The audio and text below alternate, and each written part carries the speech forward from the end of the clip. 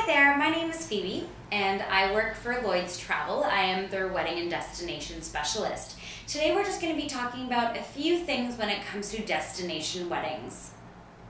All right. Well, my first question is, what is the best destination for a wedding away from home?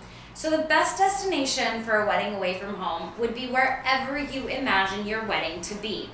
Whether it's somewhere hot, somewhere cold, somewhere in the desert, somewhere on a beach, just whatever you imagine your special day to be like.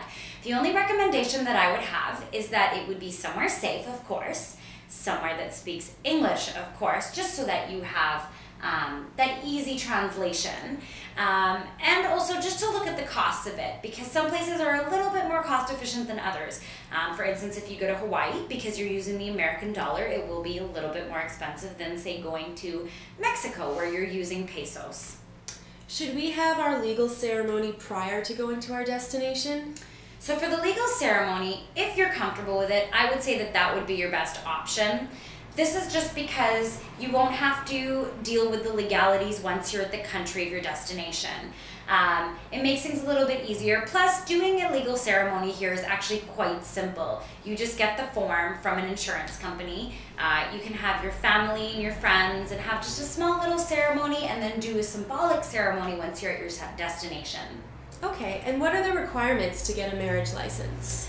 So if you're in the country where you are having your destination wedding, the requirements do differ. What I would recommend is calling the embassy or the consulate of that country and just seeing what their rules and regulations are for that. Some require, well, most actually do require your passport, of course, because you will need that form of ID. Some will require even proof that you are not married already to someone else.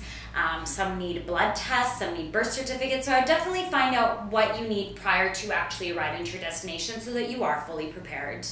That's good to know. Mm-hmm. What activities can I plan for my guests? So depending on where you're going, again, there are tons of activities to do. So say you're going somewhere, like Whistler.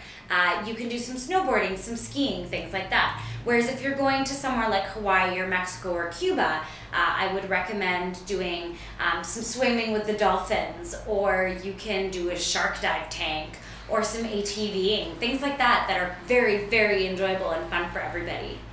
And how do I let people know to book their flights for my wedding if I'm not even sure of all the details? Okay. This one's really simple. This is actually my favorite thing to do. So save the dates are this brand new thing that everybody's doing. What they are is a little invitation to all your guests that state the date and the destination of your wedding. They're just so that your guests can actually find time to book their vacation, to look for tickets, all things like that, to start looking at hotels to see whether they want to stay before or after your wedding.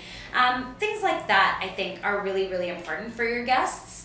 As well as you can always do a wedding website. So you can go on mywedding.com or theknot.com and you start a wedding website, and you can actually put that website on your save the date card, and therefore your guests can actually go in and be constantly updated on your wedding happenings. Thank you for the helpful insights, Phoebe. How can I contact you for more information? So to contact me, the easiest way would be to go onto our website, lloydstravel.com, and to go into our portfolio, we have a wedding section where you will see all of our wedding specialists.